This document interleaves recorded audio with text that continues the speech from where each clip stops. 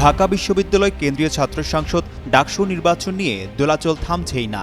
নির্বাচন স্থগিত করে হাইকোর্টের দেওয়া আদেশের ওপর স্থগিতাদেশ আগামীকাল বুধবার পর্যন্ত বহাল রেখেছেন আপিল বিভাগের চেম্বার জজ আদালত। ওই দিন আপিল বিভাগের পূর্ণাঙ্গ বেঞ্চে এ বিষয়ে শুনানি হবে। হাইকোর্টের আদেশ স্থগিত চেয়ে ঢাকা বিশ্ববিদ্যালয় কর্তৃপক্ষের করা আবেদনের পরিপ্রেক্ষিতে মঙ্গলবার চেম্বার বিচারপতি ফারাহ মাহবুব এ আদেশ দেন। আদালতে আজ আবেদনের পক্ষে শুনানি করেন ঢাকা বিশ্ববিদ্যালয়ের আইনজীবী অ্যাডভোকেট মোহাম্মদ শিশির মুনির। এর আগে গতকাল সোমবার ডাকসু নির্বাচন নিয়ে আগামী ৩০ অক্টোবর পর্যন্ত স্থগিত ঘোষণা করে আদেশ দেন হাইকোর্ট।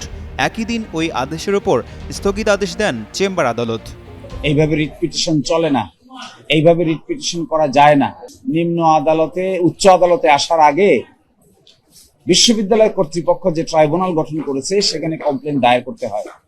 ওই কমপ্লেন নিষ্পত্তি না করে উচ্চ আদালতে আসা যায় না, এগুলো সেটেল প্রিন্সিপাল। গত ২৮ আগস্ট ডাকসু নির্বাচনে এস.এম. ফরহাদের প্রার্থিতা চ্যালেঞ্জ করে অপরাজেয় ৭১, অদম্য ২৪ প্যানেলের বামজোট মনোনীত প্যানেলের মুক্তিযুদ্ধ ও গণতান্ত্রিক আন্দোলন বিষয়ক সম্পাদক প্রার্থী বি.এম. ফাহমিদা আলম হাইকোর্টের সংশ্লিষ্ট শাখায় রিটটি করেন।